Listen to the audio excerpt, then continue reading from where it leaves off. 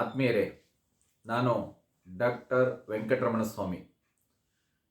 ಎಲ್ಲರಿಗೂ ಸ್ವಾವಲಂಬಿ India YouTube ಚಾನಲ್ಗೆ ಆಧಾರದ ಸ್ವಾಗತವನ್ನು ಬಯಸ್ತೇನೆ.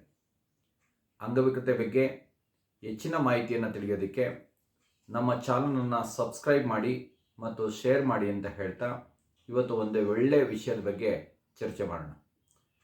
ಪ್ರತಿ ವರ್ಷ ಡಿಸೆಂಬರ್ 3ನೇ ತಾರೀಕು ವಿಶ್ವ ಅಂಗವಿಕಲ ದಿನವನ್ನು ಆಚರಣೆ ಮಾಡ್ತೀವಿ. ಎನ್ನುವ ಪ್ರತಿ ವರ್ಷ ಒಂದು ಉತ್ತಮವಾದಂಥ ಥೀಮ್ನೊಂದಿಗೆ ಈ ದಿನವನ್ನು ಆಚರಣೆಯನ್ನು ಮಾಡ್ತೀವಿ. 2024ರ ಥೀಮ್ ಏನಿದೆ ಅನ್ನೋದನ್ನು ನೋಡೋಣ. Amplifying the leadership of persons with disabilities for an inclusive and sustainable future.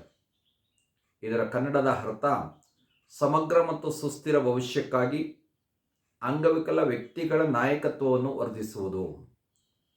ಅಂದರೆ ಅಂಗವಿಕಲರ ಲೀಡರ್ಶಿಪ್ಪನ್ನು ವರ್ಧಿಸೋದು, ಹೆಚ್ಚಿಗೆ ಮಾಡೋದು ಅಂತ ಅರ್ಥ ಇದು.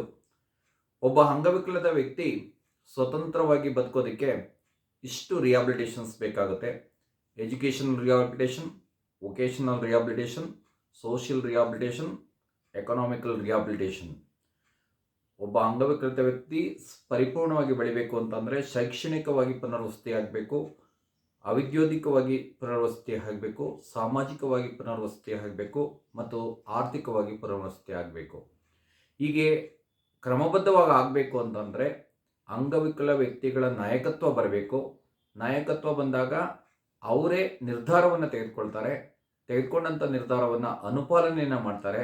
ಆವಾಗ ಅಂಗವಿಕಲರ ಸಮುದಾಯ ಸುಸ್ಥಿರವಾಗಿ ಬೆಳೆಯೋದಕ್ಕೆ ಸಾಧ್ಯತೆ ಆಗುತ್ತೆ.